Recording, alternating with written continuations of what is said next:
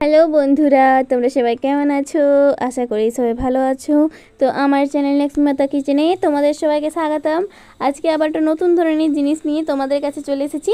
আমি জাম পেড়ে নিয়েছি, দেখুন জামগুলো। এরপর ধুয়ে আমি জল ঝরতে দিয়েছিলাম।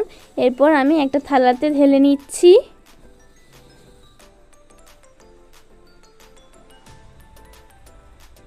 এর মধ্যে দিয়ে দেবো লঙ্কা গুঁড়ো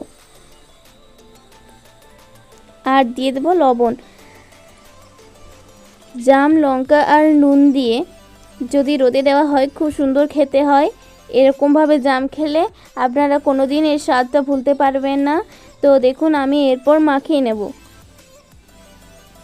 এর মধ্যে কিন্তু কোনো জল থাকা চলবে না, জল থাকলে নুনটা আর লঙ্কাটা লাগবে না গায়ে জামগুলো।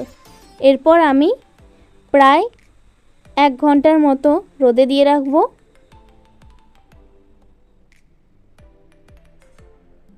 আপনারা একবার বাড়িতে বানিয়ে দেখবেন, এর স্বাদ কোনোদিনই আপনারা ভুলতে পারবেন না।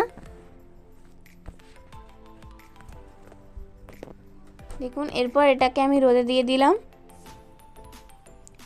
হয়ে গেছে দেখুন।